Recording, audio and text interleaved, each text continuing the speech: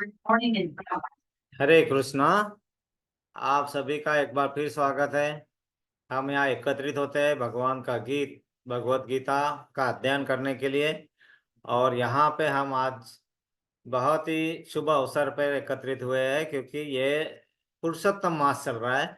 और इसमें भगवान के बारे में जितना भी हम पढ़ेंगे, सुनेंगे, स्तुति करेंगे, स्मरण करेंगे, भजन कीर्तन जो भी करेंगे, अर्चनम, सेवम, पाद सेवनम, जो भी करेंगे वो सब 1000 गुना बढ़ जाता है। और हमारा मन भक्ति में लगा रहे, क्योंकि उसी के सहारे ही हम इस भव सागर से पार कर पाएंगे। इसीलिए हम शुरू करेंगे प्रेयर से। सभी को मेरा स्क्रीन नजर आ रहा है, तो मैं प्रेयर शेयर किया है। हरे कृष्णा। प्रभु। हरे कृष्णा। या सो ॐ अज्ञानतिमिरान्धस्य ज्ञानाञ्जनशलाकया चक्षुरुन्मीलितनेन तस्मै श्रीगुरुवे नमः। श्रीचैतन्यमनोभीष्टं स्थापितं येन भूतले स्वयं रूप कदा मह्यं ददाति स्वपदान्तिकम्। वन्देऽहं श्रीगुरो श्रीयुतपदकमलं श्रीगुरून् वैष्णवाञ्च श्रीरूपं साग्रजातं सगण रघुनाथवितं तं सजीवं स्वाद्वैतं सावधूतं परिजनसहितं कृष्णचैतन्यदेवं श्रीराधाकृष्णपादान् सगण ललिता श्रीविशाखानि विद्वांस। हे कृष्ण करुणा सिंधु दीनबंधो जगत्पते गोपेश गोपिका कांत राधा कांत नमस्तुते। तप्त कांचन गौरांगी राधे वृंदावनेश्वरी वृषभानुसुते देवी प्रणमामि हरिप्रिये। वाञ्छाकल्पतरुभ्यश्च कृपा सिन्धुभ्य एव च पतितानां पावनेभ्यो वैष्णवेभ्यो नमो नमः। जय श्री कृष्ण चैतन्य प्रभु नित्यानंद श्री अद्वैत गदाधर श्रीवासादि गौर भक्तवृंद। हरे कृष्ण कृष्ण कृष्ण हरे हरे, हरे राम राम राम हरे हरे। हरे हरे कृष्ण कृष्णा कृष्ण हरे कृष्ण कृष्णा हरे हरे, कृष्णा कृष्णा हरे हरे राम हरे राम राम राम हरे हरे। राम हरे हरे कृष्ण हरे कृष्ण कृष्ण कृष्णा हरे हरे हरे, कृष्णा हरे कृष्णा राम कृष्णा राम हरे राम राम हरे हरे। हम राम। गुरु महाराज का प्रणाम मंत्र बोलेंगे। नमः ओम विष्णुपदाय कृष्ण पृष्ठाय भूतले श्रीमते जया पताका स्वामिनैति नामिने। नमः आचार्य पदया निताय कृपा प्रदायिने और कथा धाम गय नगरागम धारिणे। नमो विष्णुपादाय कृष्णपृष्ठाय भूतले श्रीमते भक्तिवेदांत स्वामिनैति नामिने। नमस्ते सरस्वते देवे गौरवाणी प्रचारिणे निर्विशेष शून्यवादी पाश्चात देश तारिणे।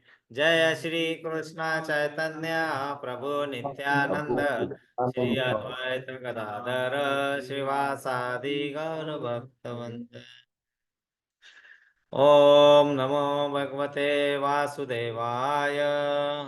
ओम नमो भगवते वासुदेवाय। ओम नमो भगवते वासुदेवाय। वासुदेवाय। ओम नमो भगवते वासुदेवाय। वासुदेवाय। हरे कृष्णा। आप सभी का एक बार फिर स्वागत है। आप सभी को इस पुरुषोत्तम मास की बहुत बहुत बधाई हो। और आज इस मास में हमें इतना ज्यादा भगवान के नाम स्मरण भक्ति, किसी भी भगवान आध्यात्मिक किसी भी आध्यात्मिक क्रिया में हमें ज्यादा से ज्यादा सहभाग लेना चाहिए। किसी तरह भी ये चूकना नहीं चाहिए, कहीं लेट नहीं पहुंचना चाहिए, है ना। जल्दी पहुंचने का प्रयास करना चाहिए, क्योंकि यहाँ पे जो सौभाग्य हमें मिला है इस मंथ में, इस पुरुषोत्तम मास में, उसका पूरा पूरा लाभ हमें उठाते आना चाहिए। हरे कृष्णा।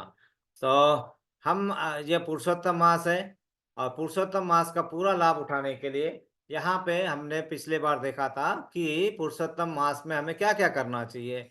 नाम स्मरण जितना करते हो जब, वो बढ़ा देना चाहिए। तुलसी आरती करनी चाहिए, तुलसी माता को जल अर्पण करना चाहिए, तुलसी माता की जितनी सेवा हो करनी चाहिए, भगवान के जितना नाम स्मरण हो करना चाहिए, और भगवान को रोज घी का दीपक अर्पण करना चाहिए। और साथ में हमें श्लोका बोलना चाहिए। किसी को याद है क्या श्लोका बोलना चाहिए? हरे कृष्णा। ऑनलाइन किसी को याद है क्या श्लोका बोलना था हमें? आप इधर आके बैठ जाइए पहले। हरे कृष्णा। हाँ। तो श्लोका था, गोवर्धन धनम वंदे, बोलिए, गोवर्धन धनम वंदे, गोपालम गोप रूपिणम। पालं गोपरूपिणम्। फिर से बोल रहा हूं मैं, या क्योंकि एक दो ही लोग बोले, बाकी लोग शांत बैठे हैं, सभी ने बोलना है क्योंकि ये बहुत इंपॉर्टेंट है। हाँ, यहाँ पे मैंने लिखा भी था आपके सामने, फिर एक बार दिखा देता हूँ तो मतलब आपको भी दिखेगा। कहाँ नहीं दिख रहा है? यहाँ, हाँ। हरे कृष्णा।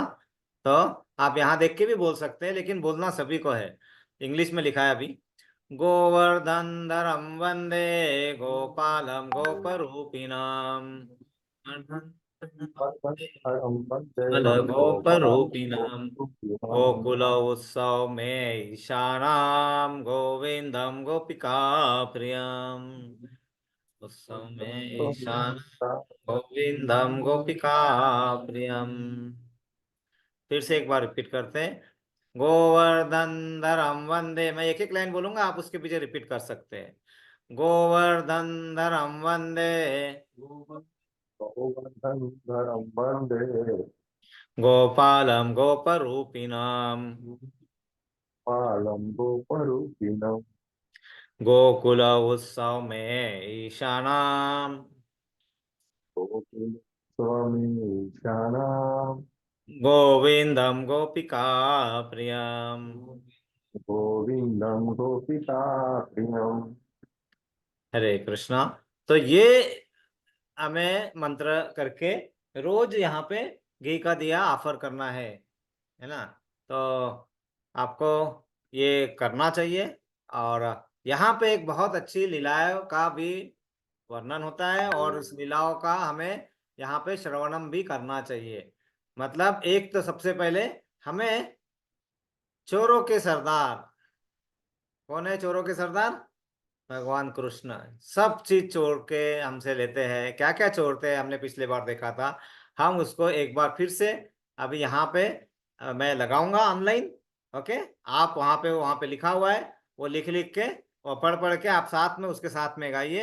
हरे कृष्णा। तो मैं यहाँ पे शुरू करूंगा तो आपको शायद यहाँ पे नजर आएगा। देखिए, नजर आ रहा है क्या? दिख रहा है यहाँ पे आपको?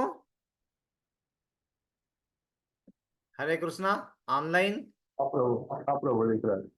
दिख रहा है ना? तो अब मैं लगा रहा हूँ, हम साथ साथ में ही सब लोग गाएंगे, है ना? उसमें वहां पे लिखा रहता है हिंदी और इंग्लिश दोनों में। हरे कृष्णा।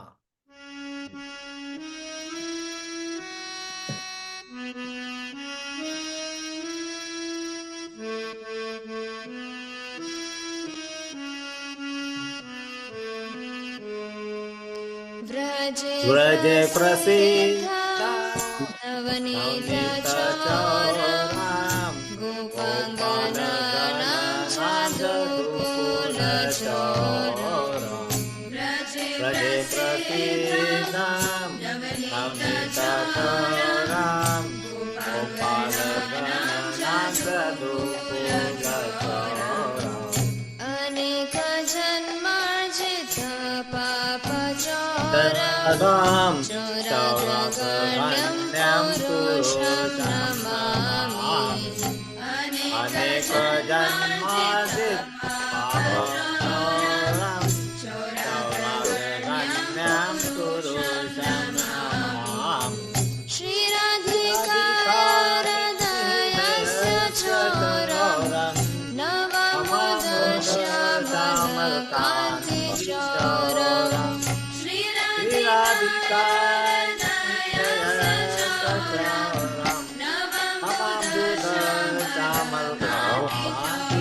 चौरम् वदश्रितानां च समस्तचौरं चौराग्रगण्यं पुरुषं नमामि वदाश्रितानां च समस्तचौरम् चौराग्रगण्यं पुरुषं नमामि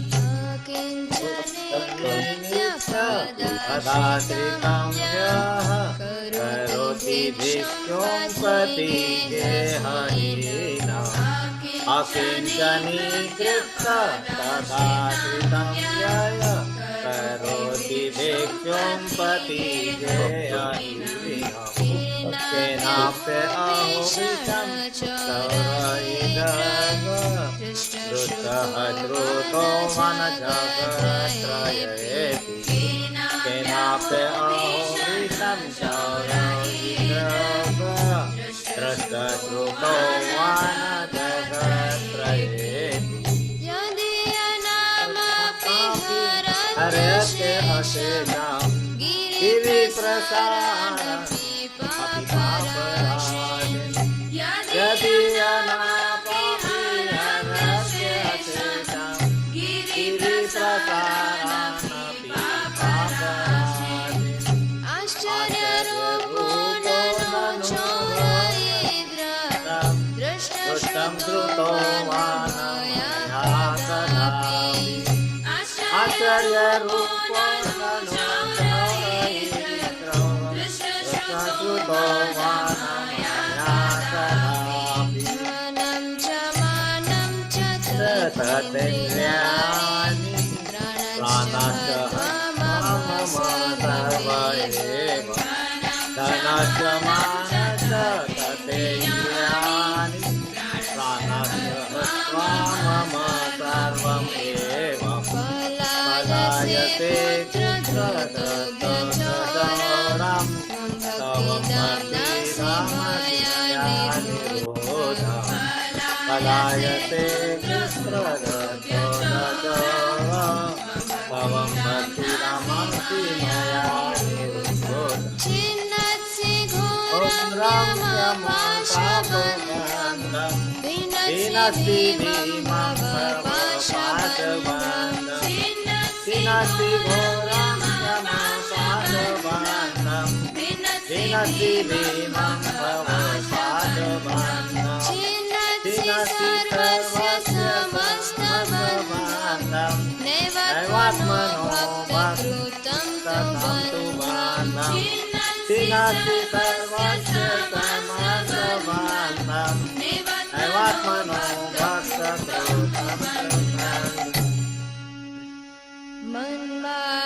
मनसे तामसराशि घोरे कारागृहे दुःखमये निबद्धं 20 20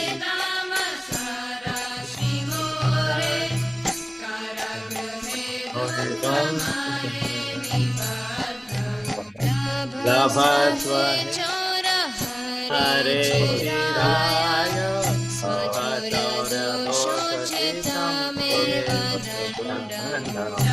लभस्व हे हरे चिराय स्वचौर्यदोषोषितं देवदण्डम्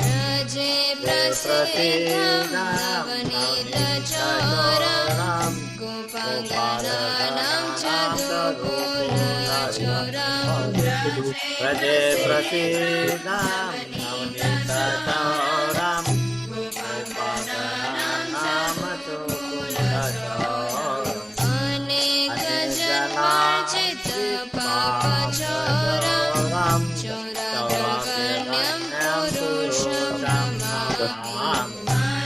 अनेक जन्मार्जित पापचौरं चौराग्रगण्यं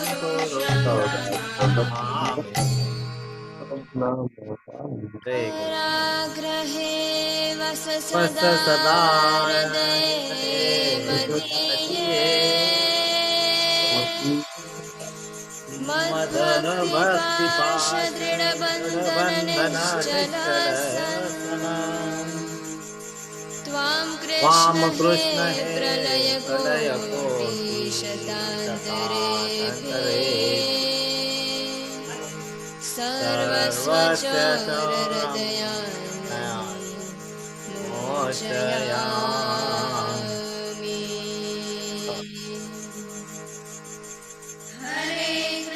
कृष्ण हरे कृष्ण कृष्ण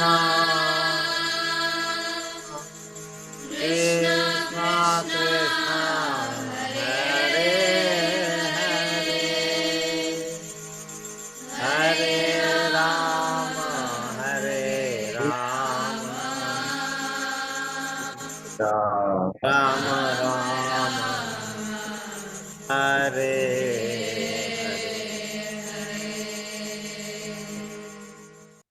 हरे कृष्णा। आप सभी का एक बार स्वागत है। ये जैसे शुरू में बताया, ये मास बहुत उत्तम मास है और इस मास में हमने कोई भी एक भी क्षण वेस्ट नहीं करना चाहिए। जहां पे भी भक्ति, स्मरण, कीर्तन, भजन, नाम स्मरण, कथा सुनना है, जो भी कर सकते हैं, जितना कर सकते हैं उतना करना है और कोशिश करना है कि हम जहां पे भी जो भी कर रहे हैं उसको समय से करें ताकि उसका आनंद हमें मिल सके। नहीं तो आधा आनंद आएगा, आधा आनंद नहीं आएगा। तो ये था, ये हमने इसका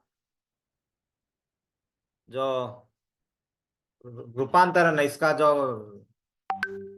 मतलब है, हमने पिछले अध्याय में, पिछले क्लास में सुना था। लेकिन हम आज दूसरा भी एक अष्टकम है, वो है नंद नंदन अष्टकम।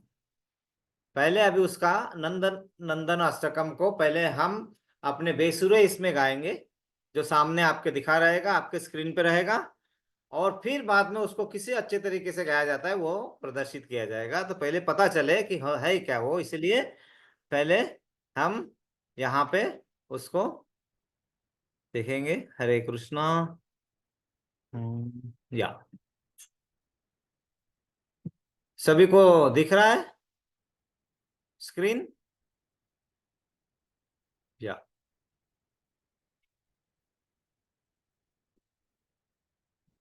कौन अच्छा गाएगा? माता जी आप गा सकते हैं हिंदी में? एक एक can read from Hindi? Okay. या अदरवाइज विल सो इसका पहले, अच्छा एक काम करते हैं, पहले इसका जो ओरिजिनल कैसे गाया ना वो मैं सुना देता हूँ, ताकि फिर हमें भी गाने में अच्छा होगा। सो आई कैन, हाँ, here it will not go, that will be offline. Online they will not be able to understand, hear anything. That when we play music online, people will not hear anything. That's the problem of the system. I don't know what is the problem, but anyway, हम उसको पहले अच्छे से सुन लेंगे सभी लोग, है ना, और फिर हम गाएंगे यहाँ पे। हरे कृष्णा। सभी ने ध्यान लगा के सुनना है।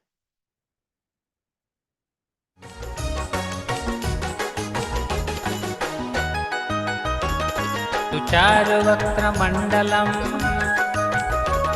सुचारुवक्त्रमण्डलं सुकर्णरत्नकुण्डलम् सुचर्चिताङ्गचन्दनं नमामि नन्दनन्दनम् सुचर्चिताङ्गचन्दनं नमामि नन्दनन्दनम्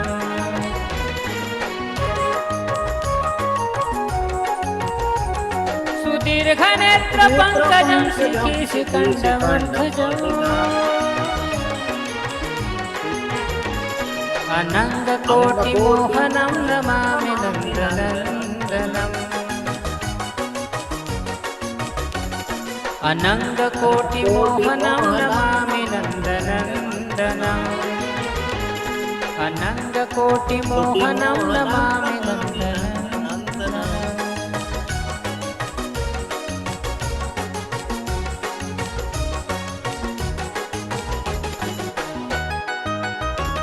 सुनासिकाग्रमौक्तिकं सुनासिकाग्रमौक्तिकं स्वच्छदन्तपङ्क्तिकं नवाम्बुदाङ्गचिक्कनं नमामि नन्दनन्दनम् नवाम्बुदाङ्गचिक्कनं नमामि नन्दनन्दनम्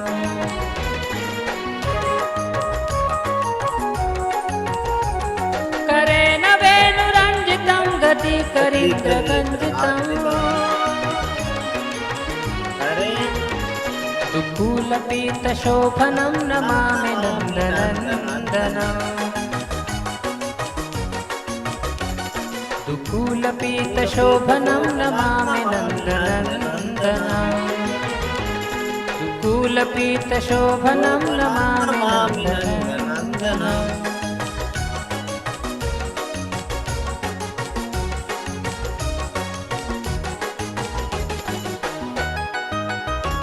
त्रिभङ्गदेहसुन्दरं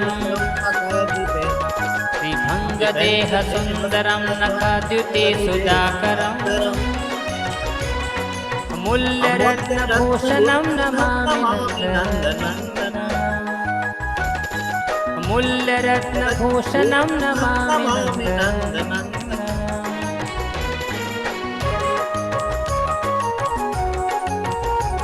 सुगन्ध अङ्गसौरभं पुरो विराजि कौस्तुभम् सुगन्ध अङ्गसौरभं पुरो विराजि कौस्तुभम् स्फुरश्रीवत्सलाञ्छनं नमामि नन्दनन्दनम् स्फुरश्रीवत्सलाञ्छनं नमामि नन्दनन्दनम्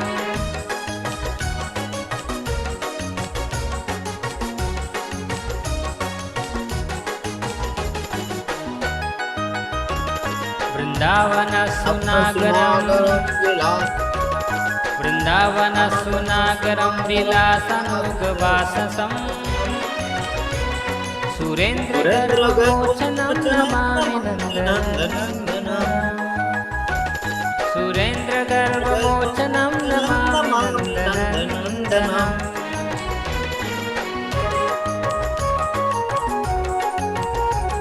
प्रजाङ्गनासुनायकं सदा सुखप्रदायकम्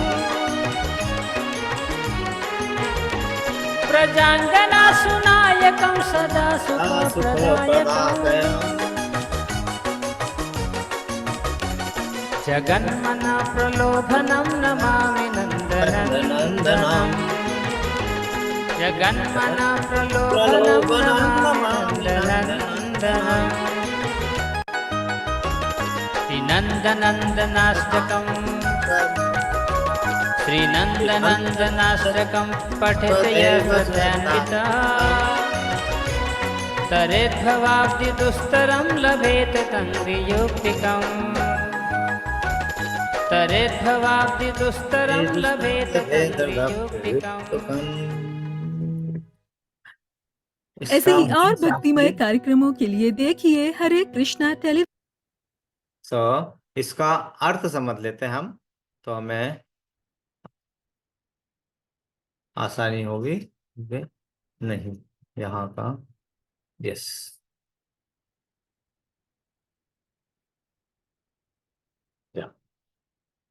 बहुत सुंदर वर्णन है यहाँ पे भगवान की लीलाओं का। और कैसा वर्णन है, जो पहला स्टैंजा था, पहला वो क्या था, अभी हम फिर से गाएंगे नहीं क्योंकि हम इतने गाने लायक नहीं है, we are not in that position, है ना। मतलब तो उसका मीनिंग समझने का प्रयास करते हैं हम, है ना। हाँ, व्रजे प्रसिद्धं वजे प्रसिद्धं नवनीत चौरम, नहीं चौरम वाला नहीं करना है हमें नंद नंद। हमने लास्ट बार किसका मीनिंग देखा था, इसका देखा था, किसी को याद नहीं होगा। दोनों का देख लेते हैं, अभी सामने आया है, भगवान ने सामने खोला है तो पहले उसी का देख लेते हैं। तो ये पहले है चौराष्टकम। तो यहाँ पे पहले 4 लाइन जो हमने देखा था, व्रजे प्रसिद्ध नवनीत चौरम गोपान गणानम द च दुकुल चौरम, है ना। तो इसमें मैं उन चोरों के सर्वश्रेष्ठ चोर को प्रणाम करता हूं जो व्रज में माखन चोर के नाम से विख्यात है। और जो गोपियों के वस्त्र चुराता है तथा जो उनकी शरण में आने वालों के अनेक जन्मों के पापों को चुराता है। तो पहले क्या करना है, हमें उनके शरण में जाना है। सो व्हाट विल हैपन, हमारे जो भी सिंफुल रिएक्शन से हमें नहीं लगेंगे। तो सबसे पहले यहाँ पे पता है कि हमारे पाप भी चुराता है। ये सुनना जरूर है ना, दोनों अष्टकम रोज लगाओ, है ना, अपने को लगाना है डायरेक्ट और अपने काम करना है, लेकिन सुनना जरूर है, बहुत जरूरी, बहुत अच्छा है हमारे लिए। अगला श्लोक, अगला जो ये था, श्री राधिकाय हृदय चोरम, मतलब जिन्होंने राधिका के हृदय को चुराया है ना। तो मैं चोरों के सबसे सर्वश्रेष्ठ चोर को फिर से प्रणाम करता हूं। क्यों? जो श्रीमती राधा रानी के हृदय को चुरा लेता है, जो एक मेघ की श्यामल चमक को चुरा लेता है, और जो अपने चरणों का आश्रय देने वालों के सभी पापों और कष्टों को भी चुरा लेता है, अपने कष्टों को भी चुरा लेता है। और कहां से? वो मेघ, मेघ मतलब काले बादल, न मतलब ब्लैक स्काई, वहां से उन्होंने क्या चुराया है? मेघ वर्ण, मतलब अपना काला वर्ण जो भगवान है, तो वो भी चुराते हैं। मतलब ये चोरों के सरदार है, चोरों के सरदार है। वैसे चोरों के सरदार को हम प्रणाम कर रहे हैं, है ना, चोरों के सरदार को हम प्रणाम कर रहे हैं। आगे, वे अपने समर्पित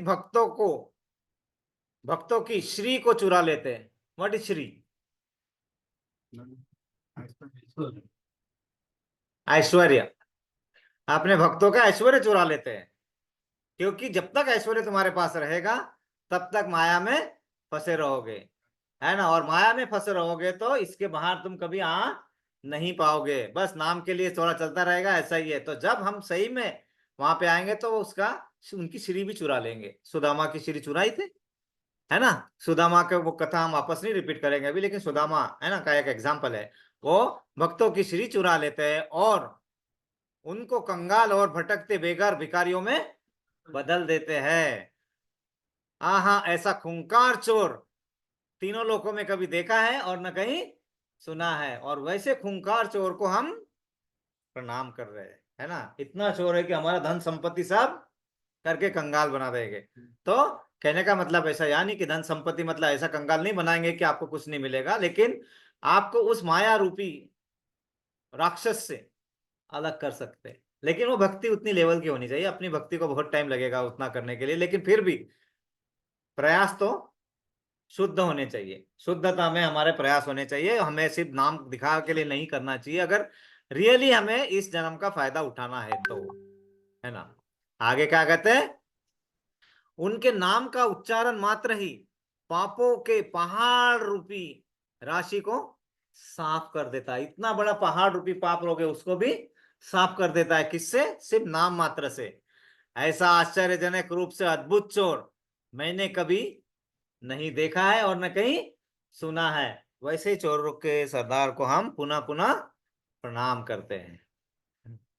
आगे बताते हैं कि हे चोर, मेरा धन, मेरा मान, अब मान समझ में आता है ना, जिसके कारण हम पूरे शेखी बगाड़ते घूमते रहते इधर। मीन्स हम दिखाते रहते, अरे ये मेरा है, दिस इज माय हाउस, ये मेरा गाड़ी है, ये मेरा घर है, ये मेरा सूट बूट है, ये मेरा बैंक बैलेंस है, ये बाकी कितने लोग मुझे जानते हैं, है ना। ये हमारा मिथ्या अहंकार। वो ही बोल रहा है कि, क्या बोला यहाँ पे, हे चोर, क्या क्या चुराने को बोल रहे हैं? हम प्रार्थना कर रहे हैं, मेरा धन, मेरा मान, मतलब मान नहीं रहेगा, अपमान, मान अपमान नहीं तो अहंकार अपने आप, है ना। एक कहते हैं ना, बैठ जाता हूं अक्सर मैं जमीन पर। कहा? बैठ जाता हूं अक्सर मैं जमीन पर, क्योंकि मुझे मेरी औकात अच्छी लगती है। मीन्स इसका मतलब है कि मैं अपना जो दास्य स्वभाव है वो मुझे अच्छा लगता है। मुझे अपने आप को राजा कहलवाना अच्छा नहीं लगता, क्योंकि मैं राजा हूं ही नहीं। मैं कुछ समय के लिए यहाँ पे हूँ, कुछ समय तक मेरे पास है कुछ भी धन दौलत जो भी है, और बाद में जब मैं चला जाऊंगा और किसी की हो जाएगी। तो जब मैं केयर टेकर हूँ, जब मैं उसका रखवाली करने के लिए मुझे रखा है, मुझे पहरेदार बनाया है, तो मैं अपने आप को राजा क्यों बोलूं? तो इसलिए भगवान वो, और हम वो बोलते हैं इसलिए अहंकार में फंस जाते हैं। तो इसलिए क्या बोले, हे चोर, मेरा धन, मेरा मान, मेरी इंद्रिया, मेरा जीवन और मेरा सर्वस्व हर कर तू कहां भाग सकता है? मैं तुझे अपनी भक्ति के रस्सी से पकड़ लिया है। देखो कितना सुंदर है। How can you run taking all those thing? मैंने भी क्या किया है, इतनी भक्ति से इतनी रस्सी की है, तभी तुम्हें बांध लिया है ना, भक्ति के रस्सी से, मतलब the rope of devotion. I tied you with the rope of devotion. और उसी से ही बांध सकते हैं, और किसी से बांध सकते हैं नहीं बांध सकते। यहाँ पे देखो यशोदा माता बोले कितना ट्राई किया, बांध सक रहे थे नहीं बांध सक रहे थे, 2 इंच कम पड़ रहा था, 2 इंच 2 इंच। वो 2 इंच क्या दर्शाता है? 2 इंच जो कम पड़ रहा है वो क्या दर्शाता है? हमारा अहंकार, वही मिथ्या अहंकार, फाल्स ईगो। बिल्कुल सही है। इंग्लिश नहीं आती मुझे, इसलिए थोड़ा पंगा हो जाता है मेरे साथ में। तो यस, तो मुझे थोड़ा मिथ्या अहंकार। और जब तक अहंकार है हम भगवान को बांधना तो छोड़ो, भगवान की भक्ति में भी अपने आप को समर्पित नहीं कर सकते हैं। इसलिए ध्यान दीजिए और सुनिए। तो क्या किया है भगवान को? आप कहां तक भागोगे? हमने भी अपनी भक्ति के रस्सी से पकड़ लिया है। We tied you with the rope of devotion, भक्ति के रस्सी से बांध दिया है ना। आगे क्या है? आप यमराज के भयानक फंदे को काटते हैं। तो मतलब सबसे पहले ही कहा जाता है कि जब भी हमने नाम लेना शुरू किया, हरे कृष्णा कृष्ण कृष्ण हरे हरे, हरे Ram Ram Ram Hare Hare. The moment you start, दो चीजें होता है। किसको याद है? दो चीजें होता है। जैसे नाम स्मरण किया, दो चीजें होता है ऊपर आध्यात्मिक जगत में। बताइए बताइए माता जी।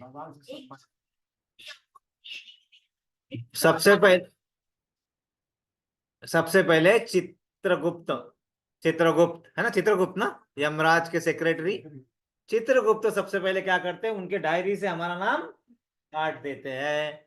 अरे बाबा, इसको मैं टच नहीं कर सकता हूँ, ये तो विष्णु के भक्त है, तो इसको टच नहीं कर सकता हूँ। तो पहला नाम वहां से कट जाता है।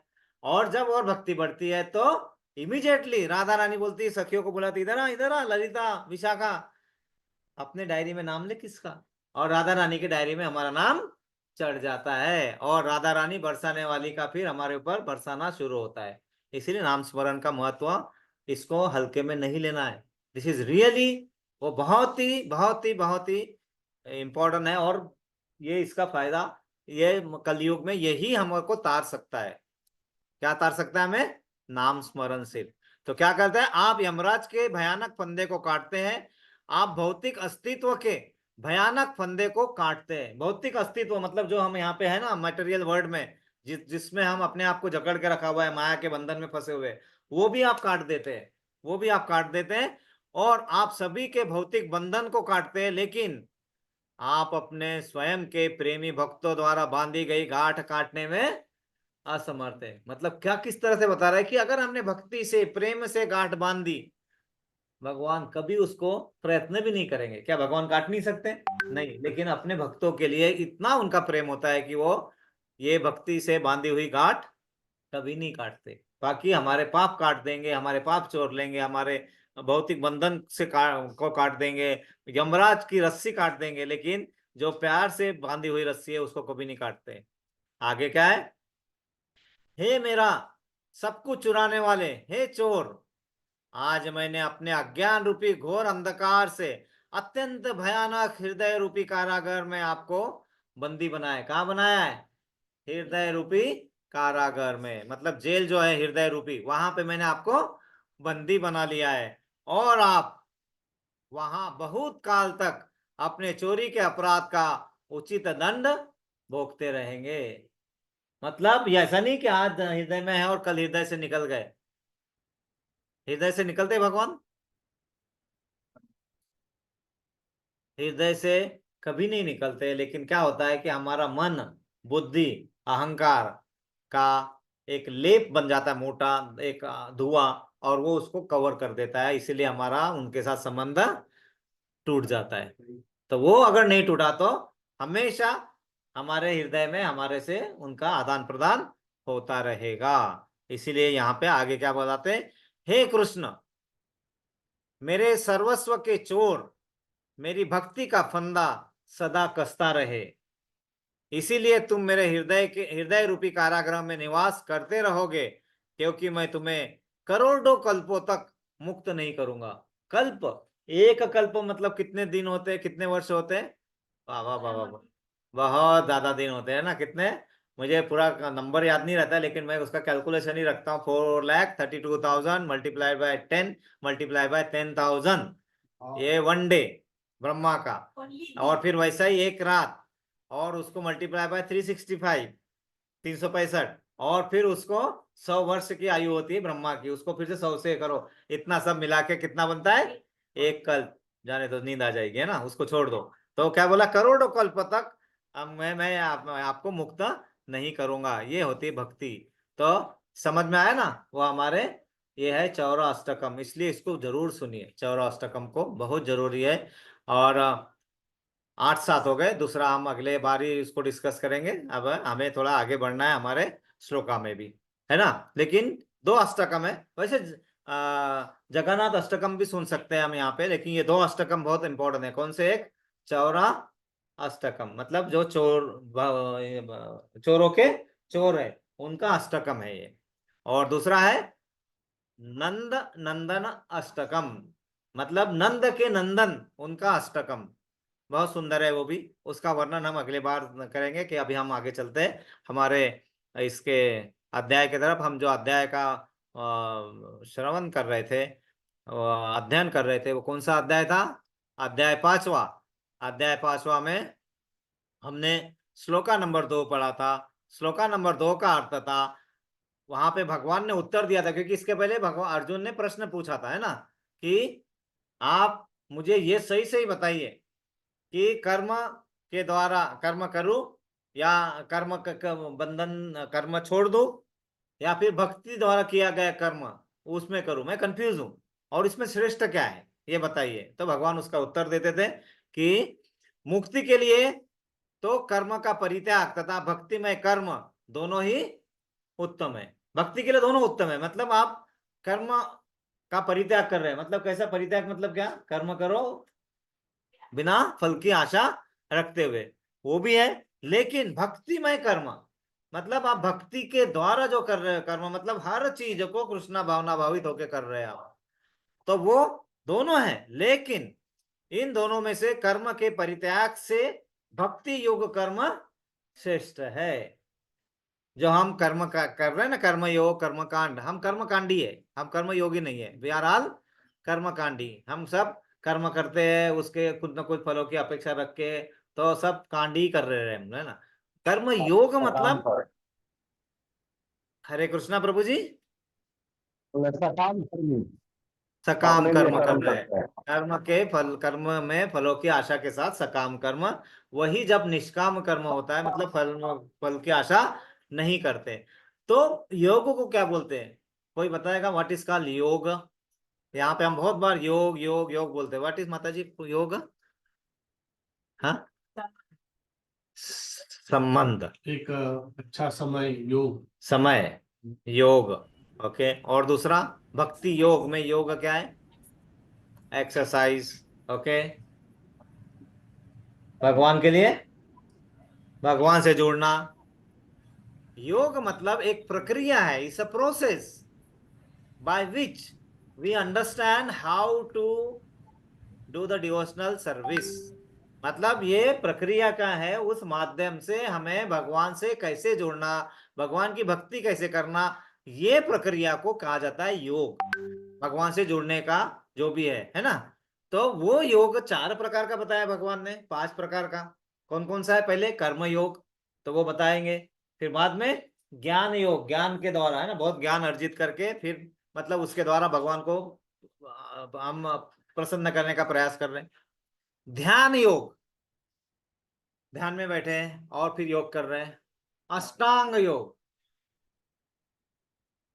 भक्ति योग, और आखिरी में भगवान क्या बताते हैं? भक्ति योग सर्वश्रेष्ठ है। लेकिन इसके लिए बाकी योग छोड़ना है हमें?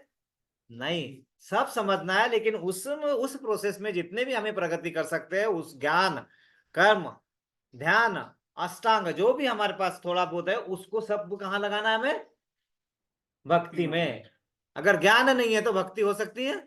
नहीं हो सकती है। ज्ञान नहीं तो भक्ति नहीं हो सकती। बिना ज्ञान अज्ञानी भक्ति नहीं कर सकता। तो ज्ञान होके ही भक्ति की जा सकती है। तो वो सब यहाँ पे बताया। अगला श्लोक हम देते हैं कि उन्होंने बताया भक्ति युक्त जो हम करोगे कर्म, वो ही अच्छा है, सर्वश्रेष्ठ है। अगला श्लोक पढ़ते हैं। ज्ञेय स नित्य सन्यासी नित्य सन्यासी। प्रसादम किसी को नहीं मिलेगा, बोल नहीं रहे, आवाज नहीं आ रहा है यहाँ पे, किसी को नहीं मिलेगा प्रसादम, आवाज आनी चाहिए। मैं फिर से बोल रहा हूँ, ज्ञेय स नित्य सन्यासी ये स नित्य सन्यासी। यो न द्वेष्टि न कांक्षति ना दुष्टि न का। दृष्टि न कांक्षति। निर्द्वंदो हि महाभावो निर्द्वन्द्वो हि महाबाहो। सुखम बंधात प्रमुच्यते। सुखं सुखम बंधा। बन्धात् प्रमुच्यते। ज्ञेय मतलब जानना चाहिए, स वह, नित्य सदैव, सन्यासी सन्यासी, यह जो, न कभी नहीं, द्वेष्टि घृणा करता है, न तो, कांक्षति इच्छा करता है, निर्द्वंद्व समस्त द्वैत द्वैतताओं से मुक्त, द्वैतता मतलब डुअलिटी से मुक्त, ही निश्चय ही, महाभावो हे बलिष्ठ भुजाओं वाले, सुखम सुखपूर्वक, बंधात बंधन से, प्रमुच्यते पूर्णतया मुक्त हो जाता है। क्या बोला है? जो पुरुष न तो कर्म फलों से घृणा करता है, मतलब कैसे? जैसे आपने कुछ कार्य किया और उसका फल मिला आपको, आप बोलते हैं हाँ इतना मेहनत करके इतना ही है? और कभी कभी क्या होता है, हमारे कर्म कुछ गलत होते हैं, हमें नहीं पता चलता है, और उसका हमें कुछ फल मिलता है और फिर दुख भोगना पड़ता है ना, तो हम उसे घृणा करने लगते हैं। लेकिन ये क्या करता है, जो पुरुष कर्म फलों से घृणा नहीं करता, अच्छे हो या बुरे हो, कोई भी फल मिला उससे घृणा नहीं करता है, क्योंकि वो मुझको मालूम है किसका है, उसी का है, उसी के द्वारा मिला हुआ है, उसी के पास है, उसका है, उसी को दे रहे, तो वो घृणा नहीं करता है। लेकिन हम तो घृणा करते हैं। लेकिन जो क्या बताया, जो पुरुष कर्म फलों से घृणा नहीं करता है और न कर्म फल की इच्छा रखता है, वह नित्य सन्यासी माना जाता है। सन्यासी मतलब वही नहीं है कि अपना भगवा वस्त्र पहन लिया और जी आ जाओ, तो वो सब करने की जरूरत नहीं है। क्या करना है हमको? क्या लिखा है? दो चीज, कर्म फल की इच्छा नहीं करना है और कर्म फल की प्राप्ति होने के बाद उसकी घृणा नहीं करना है। जो ये करता है वही नित्य सन्यासी है, मतलब एक दो दिन का सन्यासी नहीं है, वो नित्य हमेशा के लिए वो सन्यासी है। तो वो ऐसे मन में हम भाव लाएंगे तो हम सन्यासी बन सकते हैं। और क्या बोलते हैं, हे महाबाहु अर्जुन, महाबाहु, क्योंकि अर्जुन को नॉर्मल नहीं बोलते हैं, अर्जुन को इसीलिए बता रहे हैं क्योंकि हमें भी बोलते हैं, क्योंकि हमारे पास क्षमता है करने की, हम इस्तेमाल नहीं करते उसका, इसीलिए वो अर्जुन को ऐसे डायरेक्ट नहीं बोलते हैं। ऐसे बोल सकते सखा अर्जुन, क्या बोला? हे महाबाहु, मतलब तेरे पास इतनी शक्ति है, लेकिन क्या उसका इस्तेमाल करने की युक्ति है तेरे पास? नहीं है ना, तो शक्ति व्यर्थ होने वाली है ना। अगर युक्ति है तो शक्ति का इस्तेमाल करके भक्ति में आ सकते हो, अगर वही नहीं है तो नहीं होगा। इसलिए तो मैं बता रहा हूं, सुन। तो क्या बोलते हैं, हे महाबाहु अर्जुन, ऐसा मनुष्य समस्त द्वंद्वों से रहित होकर भव बंधन को पार कर पूर्णतया मुक्त हो जाता है। हम हमेशा करूं या ना करूं, भगवान की प्रार्थना करूं या कर्म करूं, है ना, कर्म का फल लो, इसमें फंसे रहते हैं ना। बहुत प्यार से हम सुन तो लेते हैं भगवत गीता को, लेकिन करने के बाद वही होता है। तो ये ऐसे द्वंद्व हमारे मन में चलते रहेंगे। क्यों चलते रहेंगे, कोई बताएगा? आपने वो देखा है रस्सी खींच, टग ऑफ वॉर बोलते हैं उसको, इधर से 10 लोग रस्सी खींचते, उधर से 10 लोग रस्सी खींचते, खेला है गेम, है ना, बचपन में खेलते थे ना। ऐसा एक रस्सी, एक गांठ बांध देते, उसमें लाल रुमाल बांध देते, है ना, और इधर से 10 लोग खींचते हैं, उधर से 10 लोग खींचते हैं, जिधर ताकत होगा उधर वो जाते, जीत जाता है। करेक्ट? यहाँ पे यही होता है, एक तरफ माया देवी, दुर्गा देवी खींच रही है, खींच रही है, एक तरफ राधा रानी की कृपा हो रही है। लेकिन वो पाने के लिए हमें भक्ति में पहले उतरना पड़ता है। जैसे हम भक्ति में उतरने का प्रयास करते हैं तो क्या होता है, माया हम पे अटैक करेगी, और इसीलिए हम वो द्वंद्व में फंसे रहते हैं, क्योंकि हम तीनों गुणों के प्रभाव में है। हमें तीनों गुणों के अभाव में रहना है। मीन्स हम लोग को उसका कोई प्रभाव नहीं होना चाहिए, लेकिन हम उसमें पूरे फंसे हुए। तो इसीलिए हमारे मन में द्वंद्व चलता रहता है, ऐसा करूं ऐसा करूं, ये करूं वो करूं, ये करने से वो होगा, वो करने से होगा, ये करने से भगवान प्राप्त हो जाएंगे क्या, भगवान सही में है क्या, ये है क्या, वो है क्या, मैं ये करने से जन्म, मनुष्य जन्म का सार्थक हो जाएगा। कुछ मत सोचो, नाम स्मरण भक्ति करते रहो। तो वो द्वंद्व मन में हम खुद पैदा करते हैं, तो वो भगवान उससे हमें मुक्त कर देंगे। तो इसका तात्पर्य सुनते, तात्पर्य जय शिला प्रभुपाद। पूर्णतया कृष्णा भावना भावित पुरुष नित्य सन्यासी है, क्योंकि वह अपने कर्म फल से न तो घृणा करता है, न ही उसकी अपेक्षा या आकांक्षा करता है। ऐसा सन्यासी भगवान की दिव्य प्रेममय भक्ति से परायण होकर पूर्ण ज्ञानी होता है, क्योंकि वह कृष्ण के साथ अपनी स्वाभाविक स्थिति को जानता है। छोटे प्रभु, अपनी स्वाभाविक स्थिति क्या है?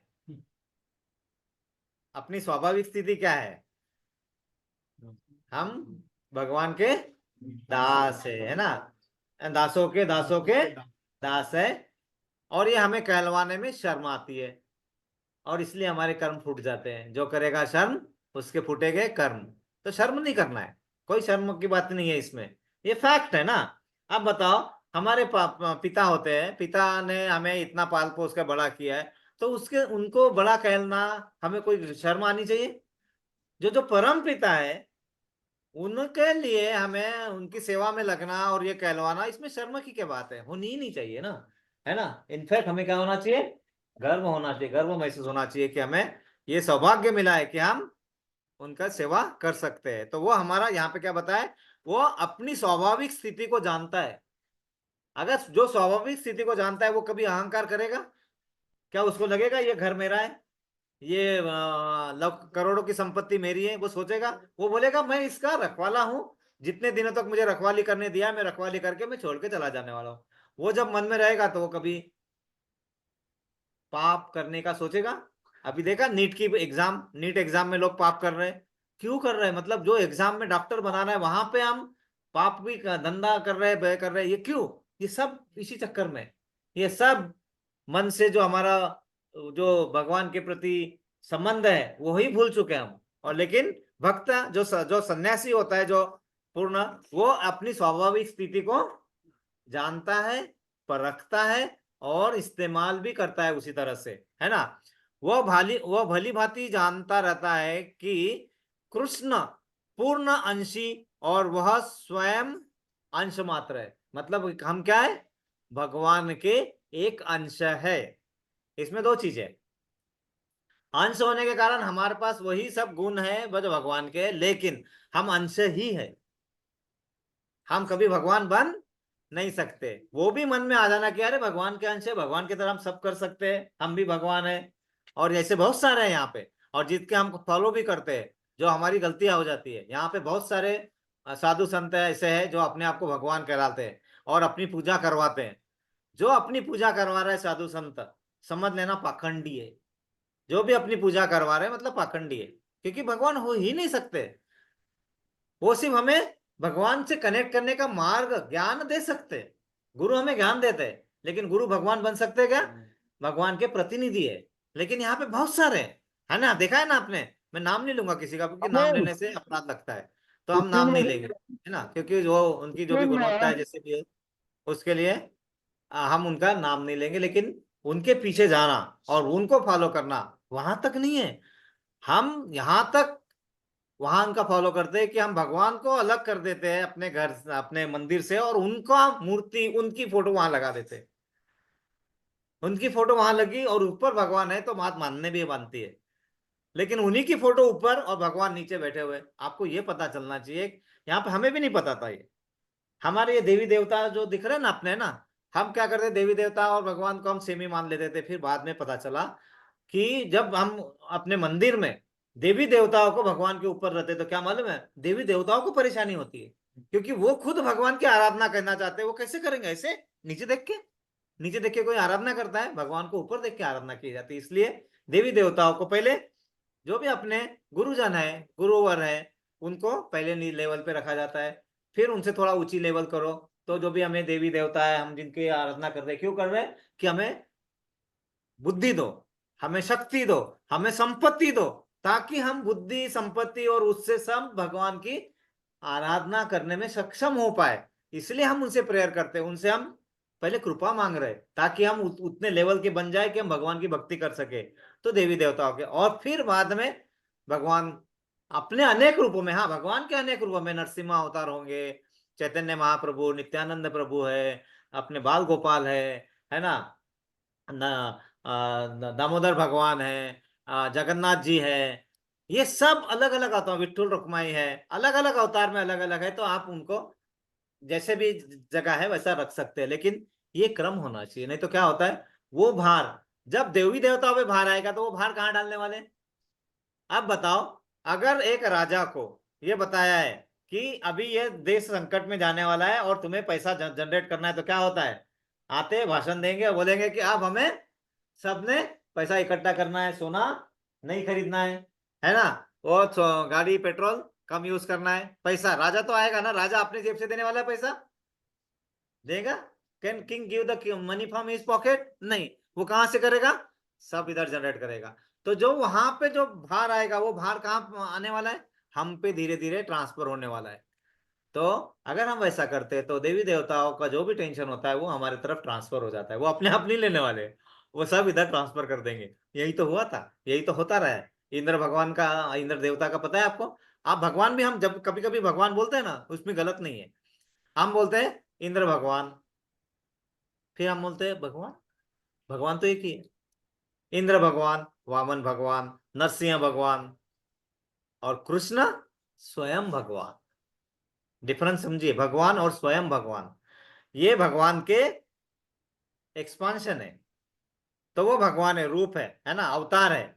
लेकिन स्वयं भगवान सिर्फ एक ही है, वो है कृष्ण। तो हम बाकी जगह वामन भगवान बोलते हैं, नरसिंह भगवान बोलते हैं, सही है, लेकिन स्वयं भगवान कृष्ण है ना, उन्हीं से सब कुछ आ रहा है। तो भगवान और स्वयं भगवान में डिफरेंस है ना, यह हमें थोड़ा मन में रहेगा तो हमेशा ध्यान में रहता है कि ओके, नो प्रॉब्लम, हम जो कर रहे हैं श्रद्धा से करो, लेकिन मांगो सही। अगर आप देवी देवता की पूजा कर रहे, कर लो, नो प्रॉब्लम, लेकिन उनसे मांगना क्या है? मांगना यह है कि हमें बुद्धि शक्ति ऐसी दो कि हम सक्षम बने और we should be able to do devotional service. मतलब हम अपनी जो भक्ति, श्रद्धा पूरे भक्ति से, भाव से कर पाए, वो ही मांगना चाहिए, है ना। तो वहां पे वो भली वाली जानता है कि कृष्ण अंशी, पूर्ण अंशी है और हम अंश मात्र है। मतलब अंशी मतलब जिससे अंश बाहर आएगा, थोड़ा थोड़ा थोड़ा थोड़ा थोड़ा थोड़ा, वो अंशी मतलब जिससे बाहर आएगा, और फिर भी वो पूर्ण ही रहता है। पूर्णत पूर्णमिदं पूर्णात् पूर्णमुदच्यते, मतलब पूर्ण से पूर्ण निकालने के बाद भी पूर्ण ही रहते हैं, है ना। और उसे तो एनीवे ऐसा ज्ञान पूर्ण होता है क्योंकि वह गुणात्मक तथा सकारात्मक रूप से सही है। कृष्ण तादात्म्य की भावना भ्रांत है क्योंकि अंश अंशी के तुल्य नहीं हो सकता। समझ में आ गया ना आपको? मतलब जिससे आप सागर से एक बूंद निकाल रहे हो और आप बोल रहे हो बूंद सागर है, नहीं हो सकता ना। बूंद में सागर के गुण मिलेंगे, क्योंकि वही मिलेगा ना। आप लैब में ले जाओगे और टेस्ट करोगे तो क्या मिलेगा? वो बूंद में भी वही केमिकल कंपोजिशन मिलेगा जो सागर के पानी में है ना, वही केमिकल मिलेगा ना। लेकिन वो बूंद ही है और वो ये बिंदु है और वो सिंधु है। तो वो उतना ध्यान रखना है हमें, बिंदु और सिंधु, जिससे मनुष्य अपने आप में पूर्ण बनता है, जिससे न तो किसी वस्तु की आकांक्षा रहती है और न किसी का शोक। ब्रह्म भूता प्रसन्नात्मा न शोषति न कांचति, है ना। मतलब जब आप ब्रह्मभूत स्थिति में पहुंच जाते हैं, मतलब ब्रह्मभूत स्थिति मतलब वो स्थिति जिसमें आप पूर्ण तरह भगवान को समर्पित होकर कृष्ण भावना के काम करते हैं, तो फिर न शोषति न कांचति, ना तो आपको कोई शौक होता है, न तो किसी में लालसा होती है। लालसा मतलब किसी में हमारी इच्छा होती है ना, ये चाहिए वो चाहिए, वो बहुत सारी इच्छाएं होती है, वो इच्छाएं भी नहीं होती है फिर बाद में। न शोषति न कांचति, वही यहाँ पे बताया है। न किसी वस्तु की आकांक्षा रहती है, न किसी का शोक। उसके मन में किसी प्रकार का छल कपट नहीं रहता, ये बहुत इंपॉर्टेंट है। इच्छा है, नो प्रॉब्लम, होगी ना भगवान, हम तो इतने प्योर नहीं है, लेकिन छल कपट से वो इच्छा को पूर्ण करना इस बहुत बड़ा प्रॉब्लम है। हमारी इच्छा होती है कि अरे मुझे ये बड़ा घर बनाना है, आप कहाँ से लाएंगे पैसे? पेमेंट तो इतना ही आता है ना, 20 तारीख होने के बाद पेमेंट आधा खत्म हो जाता है ना, तब तक तो फिर हम क्या करते, करना है तो शॉर्टकट निकालने की कोशिश करते हैं, कहीं से छल कपट कर सकते हैं क्या, कहीं और किसी को फंसा सकते हैं क्या, जो अभी सब चल रहा है ना जिंदगी लाइफ में हमारे आसपास सब वही मिलेंगे छल कपट करने वाले, है या नहीं है? सब लोग चीट करना चाहते हैं ना। एक व्यापारी वो ये लाता है चावल, उसमें कंकड़ डाल देता है ना, तो 10 किलो का 11 किलो बनाता है, 1 किलो चीट करके, अब 2 किलो चीट करके। देसी घी में दूसरा घी, कुछ तो चर्बी उर्बी क्या मिलाते पता नहीं है, और वो बहुत सारा घी और हमें वो बेच देते। सब छल कपट। हमें छल कपट से बचना, यहाँ पे वही बताया, किसी उसके मन में किसी प्रकार का छल कपट नहीं रहता। क्यों? क्योंकि वह जो भी करता है वो कृष्ण के लिए करता है, कृष्ण के लिए करता है, तो फिर छल कपट होने का कोई प्रश्न ही नहीं उठता।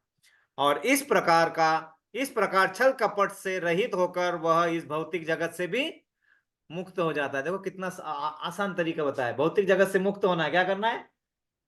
अपना निर्मल मन रख के अपने कार्य करते रहो, न तो ज्यादा पैसे की अपेक्षा रखो। हाँ, मिल रहा है तो जरूर कमाए रहना, जैसे कोई आप व्यवसाय कर रहे हो और जिसमें हम अच्छा पैसा कमा सक रहे हैं, लेकिन बिना छल कपट किए जरूर कमाना है, जरूर अपने मन लगाना है उसमें।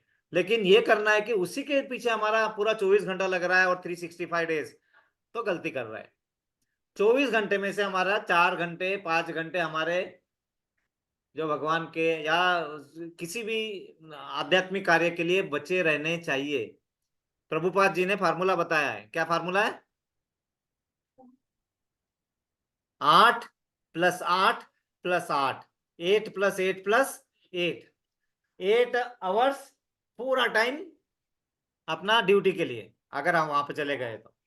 लेकिन हम क्या करते हैं, ड्यूटी में भी याद आ जाता है, नाम स्मरण बचा, ये कर लेते हैं ना, या फिर थोड़ा कुछ ये करते हैं। ड्यूटी समय पे ड्यूटी करो, पूरा पूरा मन लगाओ, जिसके लिए भी कर रहे हो पूरे मन से करो। वो चाहे वो बॉस आपको मन से कर रहा है नहीं कर रहा है, आपको ये कर रहा है, नो मत सोचो, पूरे मन से करो, क्योंकि वो कृष्णा के लिए कार्य कर रहे हो। ये करके अगर करोगे तो आप कभी वहां पे चीटिंग नहीं करोगे। नहीं तो हमें बॉस ने कुछ बताया, जाने दो ना, वो देख तो नहीं रहा है ना, कर दो इधर उधर, पैसे उधर कर दो, वो मत करना। वहां पे भी पूरी ईमानदारी होनी चाहिए, वहां पे भी जो भी कर रहे हैं जैसा भी हो। कोई आपको सराहे या न सराहे, बहुत बार ऐसा होता है, ये प्रभु जी बहुत कार्य कर रहे हैं, इनके बॉस इनको कुछ नहीं बोल रहे, और मैं वहां पे जाके ऐसे दिखाता हूँ, है ना ऐसा, और मेरी बहुत सराहना होती है, तो इनको मेरे से ईर्ष्या होना चालू हो जाती है। करेक्ट होगी नहीं होगी? मत करो ईर्ष्या। क्यों? क्योंकि ये समझ लेना है कि ये जो है ये फंस रहा है, ये फंसते जा रहा है, फंसते जा रहा है, मैं बच जाऊंगा। मेरी किसी ने सराहना नहीं की तो बहुत अच्छा है, अभिमान नहीं बढ़ेगा, मेरा अहंकार नहीं बढ़ेगा, ये मन में आना चाहिए। लेकिन इतना आसानी से नहीं आता, हमें लगता है कि यार ऐसे कैसे, मैंने पूरा काम किया और देखो, पहले ऐसे कहते थे हम, अभी मैं कहना बोल दिया, मेहनत करे मुर्गी और अंडा खाए फकीर, है ना। पहले ऐसे बोलते थे, अभी नहीं बोलता हूं मैं, है ना। मुर्गी इतना मेहनत करके अंडा देती है, खाने वाला फकीर आता है, खा के चला जाता है ना। तो ऐसा नहीं है, तो वो कहावत है ना, कहावत को कहावत के तरह ही लेना चाहिए, लेकिन हमें छल कपट से किसी तरह से करने का नहीं। तो 8 घंटा ड्यूटी में मतलब पूरा ईमानदारी से, कुछ काम नहीं है तो भी जाके ढूंढो, तेरा काम है मैं कर देता हूँ, तुझे कुछ काम है, जैसे है ना, आपका काम खत्म हो गया, दूसरे को जाके मदद करो ड्यूटी के टाइम में। 8 घंटे हो गए, 8 घंटे उन्होंने बोला है परिवार वालों के साथ बिताओ अच्छा समय, है ना, परिवार वालों के साथ घर में जाके माता जी को पूछो, माता जी बर्तन धो दो क्या? हाँ धोना चाहिए। कल थोड़ा आज मैं प्रसादम भोगा बना लूं क्या? हाँ क्यों नहीं, है ना। 8 घंटे अगर हमारे पास, अगर हाँ ट्रैवलिंग में 2 घंटा चला गया, चलो छोड़ दो वो, बाकी 6 घंटा, 6 घंटा भी नहीं, 4 घंटा, 4 घंटा तो परिवार वालों के साथ बोल सकते ना, चलो मैं तुम्हें बाहर लेता हूँ घुमा। फिर हम क्या बोलते हैं, नहीं मैं थक के आ गया हूँ, तुम्हें क्या मालूम है कितना काम होता है, और ये सभी का होगा, गलत नहीं है इसमें भी कुछ भी, चलो वो भी ठीक है। लेकिन फिर भी अच्छे से बात करना या अच्छा करना, जो मैं भी नहीं करता हूँ, लेकिन मुझे अपने आप को बताना पड़ता है ना, बार बार बताना। हम आके क्या करेंगे, अपने इसमें लग जाएंगे, उसमें कुछ करना चालू कर देंगे, करना पड़ता है। प्यार से प्रभु जी बात किया कीजिए माता जी के साथ, है ना ऐसा, है ना ऐसा, ओ सुनो हम है ना, ऐसा सब बात करना है ना, अच्छा बच्चे, है ना। हाँ आके वो बता रहे ना, आगे बता रहे ना उसके बाद में, है ना। और उसके परिणाम कैसे होते हैं? अगर आपने बोला और घर में जाके माता जी को बोला, अरे क्या मतलब है, अच्छा कौन मिली थी आज, हाँ किधर से ये गुब्बारे फूट रहे हैं अंदर से, है ना। और कभी आके ये बताया कि ऐसा कुछ भी नहीं किया, बात नहीं किया, हाँ मालूम है ना, उधर हो गया होगा, मन भर गया होगा। घर पे क्यों चाहिए बात करने के लिए आपको? 8 घंटा परिवार वालों के साथ भी रखना है, और 8 घंटा फिर आपको सोना या जो भी करना। नहीं मालूम। 20 और 24 था, देखो 20 और 24 आपने कौन से पे रखा है प्रभु जी? तो 24, 2 डजन या। तो इसको थोड़ा ध्यान से सुनना है, ये समझ में आया? तो छल कपट से रहित होकर भौतिक जगत से मुक्त हो सकता है। हरे कृष्णा। अगला श्लोक, अगला श्लोक। सांख्य योगो पृथक बालः सांख्ययोगी प्रकबाला प्रवन्दन्ति न पंडितः प्रबन्धन्ति न पंडिताः पंडितः एकमप्यास्थितः सुमज्ञ एकम एकमप्यास्थितः सम्यक् उभयोर्विन्दते फलम्। भयोर्विन्दते फलम्। इसका अर्थ है सांख्य मतलब भौतिक जगत का विश्लेषणात्मक अध्ययन। मतलब जो भौतिक जगत है इसका, जैसे हम करते हैं ना कैलकुलेशन, मैथमेटिक्स, संख्यात्मक है ना, कपिल मुनि ने बताया हुआ। ये अब इसलिए शुरुआत किया क्योंकि इसका थोड़ा शुरुआत आज करना जरूरी है, इसलिए श्लोक है ना, सांख्य विश्लेषणात्मक अध्ययन। योग भक्तिपूर्ण कर्म या कर्म योग, पृथक भिन्न, बाला अल्पज्ञ, प्रवंदंती कहते हैं न कभी नहीं, पंडिता विद्वान जन, एकम एक में, अपि भी, आस्थित स्थित, सम्यक पूर्णतया, उभयो दोनों को, विन्दते भोग करता है, फलम फल। अज्ञानी ही भक्ति मतलब कर्म योग को भौतिक जगत के विश्लेषणात्मक अध्ययन मतलब सांख्य से भिन्न कहते हैं। ये जरा कठिन है हमारे लिए, थोड़ी देर में सरल करेंगे इसको, है ना। ये क्या बता रहे हैं ना, ये मतलब पहले लाइन में बोला है कि जो अज्ञानी होता है वो क्या बोलता है, सांख्य अध्ययन और कर्म योग जो भक्ति योग में करते दोनों सेम है, वो बोलता है अज्ञानी। हमें अज्ञानी रहना है नहीं, हमें ज्ञानी बनना है। तो हमें सांख्य योग अभी थोड़ी शान बताएंगे, थोड़ा 5 मिनट में। जो वस्तुतः ज्ञानी है वो कहते हैं कि जो इनमें से किसी एक मार्ग का भली भांति अनुसरण करता है वह दोनों के फल प्राप्त कर लेता है। लेकिन उसके पहले आपको वो ज्ञान क्या है वो समझ में आना चाहिए। तो पहले हम समझ लेते कि प्रभुपाद जी ने क्या बताया है। तात्पर्य, जय शिला प्रभुपाद। क्या बताया? भौतिक जगत के विश्लेषणात्मक अध्ययन जिसको बोलते हैं सांख्य योग का उद्देश्य आत्मा को प्राप्त करना है। बड़े बड़े शब्द जा रहे हैं ना यहाँ पे, कभी कभी ये भगवत गीता इतने आसानी से समझ में नहीं आती है, नहीं आएगी, बट ठीक है हम उसको आसान करेंगे, पहले समझ लेते हैं, है ना। उद्देश्य आत्मा को प्राप्त करना। आत्मा को कैसे प्राप्त किया जाता है ना, how we get the soul, है ना, नहीं पता, समझ में आएगा, ठीक है थोड़ा रुको। भौतिक जगत की आत्मा विष्णु या परमात्मा है। भौतिक जगत की आत्मा क्या है? परमात्मा, और उसके हम अंश है ना। तो भौतिक जगत की पहले ये समझना है कि वो भौतिक जगत में हम जहां है उसकी आत्मा क्या है, उसकी आत्मा क्या है? परमात्मा है। भगवान की भक्ति का अर्थ परमात्मा की सेवा है। देखो धीरे धीरे प्रभुपाद जी कितने आराम से खोल रहे हैं एक एक चीज को, है ना, समझाने के लिए। भगवान की भक्ति का अर्थ क्या है? परमात्मा की सेवा। सनातन धर्म मतलब सिर्फ सेवा करना हमारा धर्म है। एक विधि से वृक्ष की जड़ खोजी जाती है और दूसरी विधि से उसे सींचा जाता है। दो विधियां बताइए, कौन कौन सी दो विधियां है?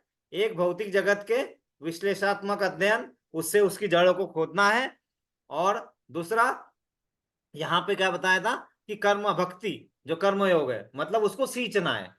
मतलब पहले जड़ ढूंढना है, वो जड़ क्या है, वो व्हाट इज द रूट का शब्द, मतलब रूट क्या है उस पेड़ की, पहले जड़ तो पता कर ले, फिर जड़ को सींचना है। तो सींच से जो है पानी देंगे या भक्ति, उसको क्या कहते हैं? भक्ति।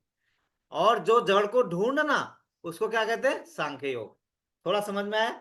मतलब एक हमें उसका खोज करना है कि है क्या, समझने का प्रयास करना, वो सांख्य योग होगा। और समझ के फिर उसको अपने भक्ति से सींचना है, वो भक्ति योग होगा। नहीं समझ में आया? नो प्रॉब्लम, थोड़ी देर में और आगे बढ़ते हैं, है ना।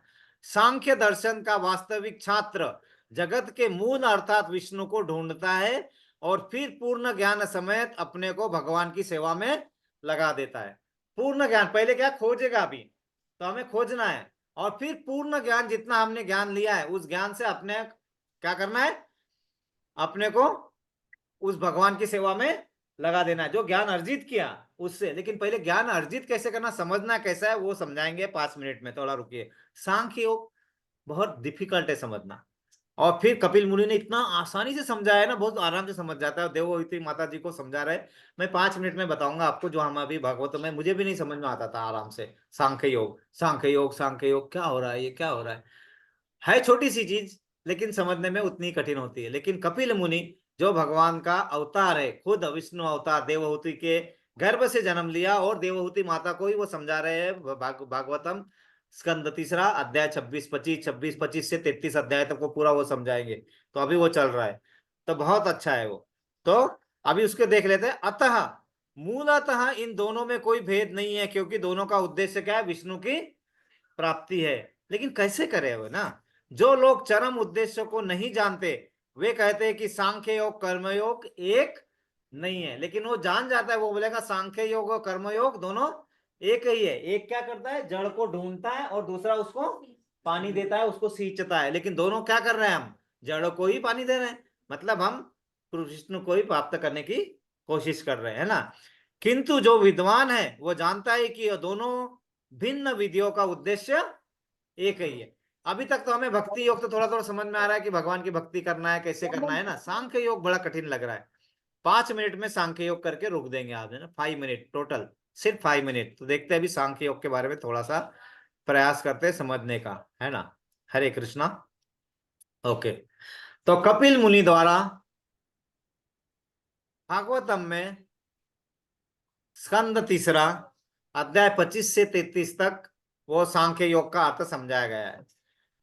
तो जीव और प्रकृति, जो भौतिक जगत है, जीव मतलब हम, और भौतिक जगत के बीच का अंतर को सही ज्ञान द्वारा समझना तथा अंततः भगवान की भक्ति में स्थित होना, ये होता है सांख्य योग। पहले मतलब क्या समझना है हम अपने आप को, हमारे में और भौतिक जगत में क्या अंतर है, वो अंतर समझ के सही ज्ञान से अंततः भगवान की भक्ति में स्थित होना। ये पहला वाक्य लिखा उन्होंने, नहीं समझा हमें, आगे बढ़ते हैं। विशेष रूप से तृतीय स्कंद 25 से 33 में कपिल मुनि अपनी माता देवहूति को यह ज्ञान देते हैं कि सांख्य योग क्या है। सांख्य शब्द का अर्थ है गणना करना, मतलब काउंट करना। सांख्य स्टैटिस्टिक्स होता है ना मैथ्स में एक है ना, स्टैटिस्टिक्स होता है ना। स्टैटिस्टिक्स में क्या करते हैं, ऐसे ऐसे लिखते हैं, फिर उसको गिनते हैं, फिर काउंट करते हैं, और फिर आगे बढ़ते हैं। तो गणना करना, विश्लेषण करना, और उसके तत्वों को समझना, मतलब उसका प्रिंसिपल क्या है। जैसे इनको साइंस में बताया जाता है ना कि the principle of this is so and so, इस तरह से ये कार्य करता है। तो उस तत्व को समझना सांख्य योग है। नहीं समझा, आगे और बताते हैं। कपिल मुनि बताते हैं कि संसार 34 भौतिक तत्वों से बना है। किसी को याद है भौतिक तत्व? 5 कर्मेंद्रिया, 5 ज्ञानेन्द्रिया, 5 ज्ञानेन्द्रिय कर्म अपने उनके विषय, और 5 पंचभूत, और 4 मन बुद्धि अहंकार, और दूषित चेतना, ऐसे 24 तत्व होते हैं ना। वो 24 तत्वों से मिलकर होता है। जैसे यहाँ पंचभूत, जल पृथ्वी, जल, वायु, अग्नि, आकाश, फिर मन बुद्धि अहंकार, इंद्रिया आदि, ये 24। इन सब का विश्लेषण करके मनुष्य समझता है कि मैं शरीर नहीं हूं, मैं शुद्ध आत्मा हूं। मतलब ये प्रोसेस समझना कि मैं शरीर नहीं हूं, मैं आत्मा हूं, वो कहाँ आता है, सांख्य योग में। मतलब उससे हम ये समझने का प्रयास कर रहे हैं कि मैं हूं कौन, और प्रकृति क्या है, और इसमें अंतर क्या है, और बाद में उस अंतर को कम करने के लिए फिर हम अपनी भक्ति का प्रयोग करेंगे। तो ये सांख्य योग है ना।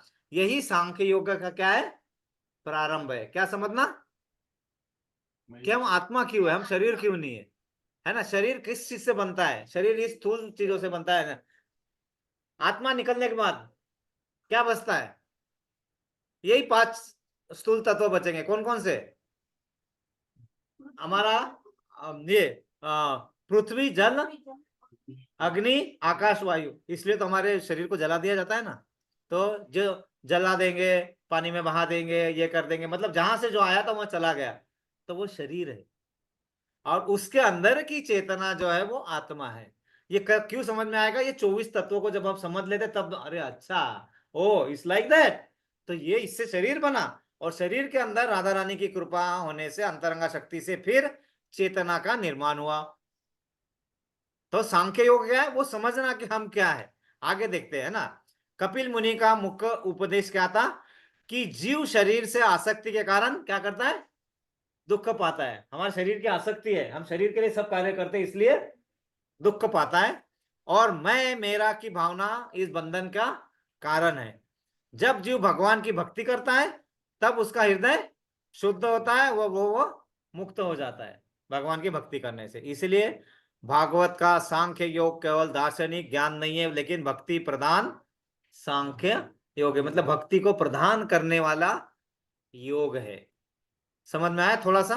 मतलब हम पहले ये समझने का प्रयास कर रहे हैं कि हम आत्मा क्यों है, शरीर क्यों नहीं है, फिर ये प्रकृति क्या है और इसमें अंतर क्या है, ये जान लेंगे तो फिर उस पर काम करना चालू करेंगे। हम जानेंगे नहीं तो हम काम जो करेंगे वो सही नहीं होगा। तो अब कपिल मुनि ने वही समझाने का प्रयास किया है। बहुत बड़ा चैप्टर है और उसमें वही समझा रहे। तो सांख्य योग का उद्देश्य क्या है? अब देखो लास्ट में समरी है। क्या उद्देश्य है? एक एक पॉइंट पढ़ेंगे। प्रभु जी आप पहला पॉइंट पढ़ेंगे। आत्मा और शरीर का भेद समझना। तो आत्मा और शरीर क्या है, इसका भेद, मतलब उसका डिफरेंस समझना, यह पहला उद्देश्य है सांख्य योग का। दूसरा, माया से विरक्ति प्राप्त करना। माया से विरक्ति, मतलब माया से जो आसक्ति है उससे हमें अपने आप को दूर करना है, वो प्राप्त करना उद्देश्य है, सांख्य योग से समझना है। तीसरा क्या है? क्या कर सकते हैं हम मन को नियंत्रित? नहीं। सांख्य योग हमें समझाएगा कि इस तरह से आप कर सकते हैं, आप करना चाहो तो प्रैक्टिस करो, है ना। लेकिन वो समझेगा हमें कहां से? सांख्य योग से। तो मन को नियंत्रित करना। आगे, भगवान में प्रेम विकसित करना। क्यों जरूरत है प्रेम विकसित करना? जब तक आप भगवान में आसक्ति नहीं लगेगी भौतिक जगत से आसक्ति टूटने वाली नहीं है। इसीलिए भगवान में प्रेम विकसित करना।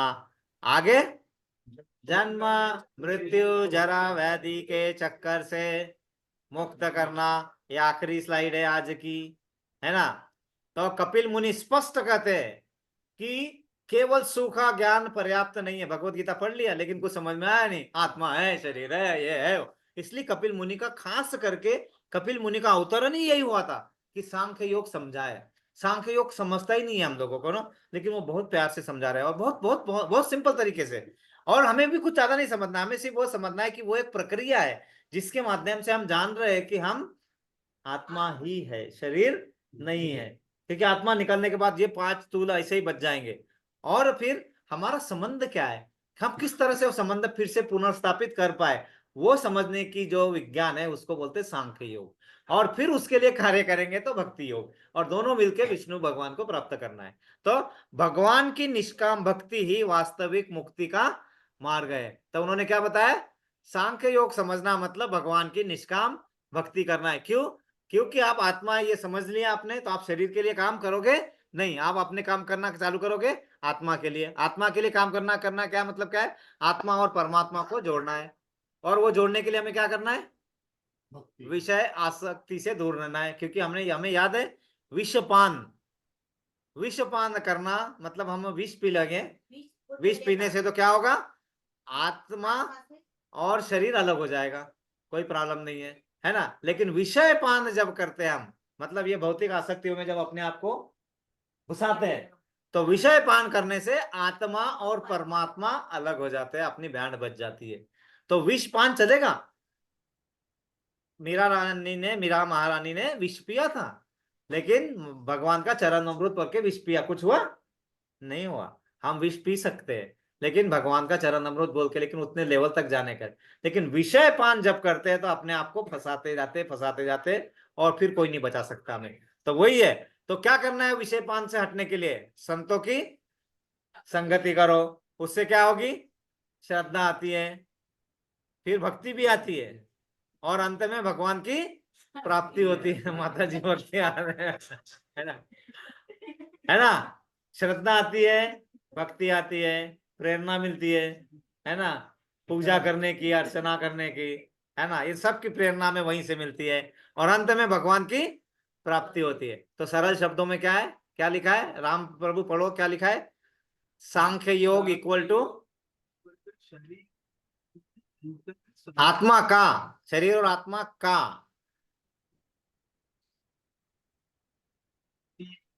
स्थित होना। तो समझ में आया, सांख्य योग क्या है, हमें आत्मा, शरीर और आत्मा का अंतर समझना है और भगवान की भक्ति में स्थित होना या तत्व ज्ञान के माध्यम से भक्ति और आत्म साक्षात्कार तक पहुंचना, इसको क्या कहते हैं, सांख्य योग। मतलब पहले ये बताया कि जड़ कहाँ पे है, ढूंढ लिया हमने, हाँ अच्छा ऐसा है क्या, ये होती है आत्मा, ये डिफरेंस है। अब इसको मैं धीरे धीरे कवर करूंगा, है ना। वो कवर करने का जो तरीका है वो भक्ति योग है। अब थोड़ा समझ में आया सांख्य योग, और थोड़ा थोड़ा जब जब जरूरत होगा हम उसको और अभी आगे करेंगे, लेकिन ये बहुत सिंपल है। और कपिल मुनि दो हुए, एक वो पहले एक्चुअल कपिल मुनि जो विष्णु के अवतार थे, और दूसरे एक कपिल मुनि आए थे जिन्होंने सांख्य योग को और बताने का तरीका किया, लेकिन वो भौतिक तरीके से मत करना, मत पढ़ना, गलत है वो, है ना। यही जो है ये सांख्य योग है। तो हम यहाँ पे हम और आप मैं क्षमा नहीं मांगूंगा ज्यादा समय लेने के लिए, क्योंकि पुरुषोत्तम योग में जितना समय दिया उतना ज्यादा अच्छा ही है। तो उसमें पुरुषोत्तम मास में तो उसमें कोई गलती का कोई संभावना, मतलब कुछ यही नहीं है, और अच्छी बात है जितना समय चला गया। लेकिन इंडिया में थोड़ा ज्यादा टाइम हो जाता है, इसलिए उनसे क्षमा मांगूंगा मैं, है ना, इंडिया के लोगों से, क्योंकि हिंदुस्तान में थोड़ा अपना समय, भारत में थोड़ा समय ज्यादा हो जाता है ना अभी, इसलिए। तो एनीवे, हमारा मन, हमारी आत्मा के लिए कार्य करना शुरू करें, इसीलिए हम सभी के लिए प्रेयर करेंगे। आज हमारे लिए एक स्पेशल प्रेयर भी है। हमारे एक आज बहुत ही नज़दीक के रिश्तेदार, मोना के कजिन के हस्बैंड, अचानक आज उनका देहांत हो गया है। कुछ दिनों से कुछ परिस्थितियों से गुजर रहे थे, आज उनका दोपहर में अचानक 3:30 बजे देहांत हुआ है। तो उनकी आत्मा को सद्गति मिले और उनका आत्मा का प्रवास अच्छी तरीके से अच्छी जगह हो, क्योंकि आत्मा यहाँ से स्थलांतरित होके कहीं और जाएगी, तो वो अच्छी जगह जाए, शांति रूप से जाए, इसके लिए हम उनके लिए भी प्रेयर करेंगे। पहले वो प्रेयर कर लेते हैं, क्योंकि उनको प्रेयर के साथ वो दूसरी प्रेयर को अटैच नहीं किया जाता है। तो पहले हम वो प्रेयर कर लेते हैं, है ना। हरे कृष्णा, हरे कृष्णा, कृष्णा कृष्णा, हरे हरे, हरे राम, राम राम, हरे हरे, हरे कृष्णा, कृष्णा कृष्णा, हरे हरे, हरे राम, राम राम, हरे हरे, हरे कृष्णा, कृष्णा कृष्णा, हरे हरे, हरे राम, राम राम। अब हम हमारे लिए प्रेयर करेंगे, ताकि हम अपने आत्मा के लिए काम करें, और ताकि जब ये आत्मा इस शरीर को छोड़ के जाती रहेगी तो उसको सही जगह मिले, वो भटकती ना रहे, वो कहीं फंस ना जाए। तो उस आत्मा के लिए, वो हमारा शरीर, हम अपने लिए, उसके लिए हम मन लगा के प्रार्थना करना चाहिए। इसलिए उसमें मन लगा रहे, इसलिए हम सबके लिए 3 बार प्रयत्न करेंगे। हाँ, तुम लास्ट बार कर लिया था हमने, है ना। है, और सभी के लिए हम प्रेयर करेंगे, ताकि हमारा मन यहाँ पे, सभी का मन लगा रहे भक्ति में। ओके, हरे कृष्णा, कृष्णा कृष्णा, हरे हरे, हरे राम, राम राम, हरे हरे, हरे कृष्णा, कृष्णा कृष्णा, हरे हरे, हरे राम, राम राम, हरे हरे, हरे कृष्णा, कृष्णा कृष्णा, हरे हरे, हरे राम, राम राम। वाञ्छा कल्पतरो वक्ष कृपा सिन्धुभय एव च पतितानां पावनेभ्यो वैष्णवेभ्यो नमो नमः। अनंत कोटि वैष्णवंद की जय, गुरुदेव की जय, श्रील प्रभुपाद की जय, ग्रंथराज श्रीमद् भगवद गीता की जय। निताई गौर प्रेमानंदे। हरि हरि बोल। सभी एकत्रित भक्तों की जय जयकार हो। हरे कृष्णा। सभी एकत्रित भक्तों की जय जयकार हो। हरे कृष्णा। सर्व एकत्रित भक्तांचा जय जयकार असो। हरे कृष्णा। श्री गुरु और श्री गौरांग की जय जयकार हो। हरे कृष्णा। जय शिला प्रभुपाद। हरे कृष्णा। हरे कृष्णा। किसी को कुछ हरे कृष्णा। कहना है, कुछ है? हरे कृष्णा।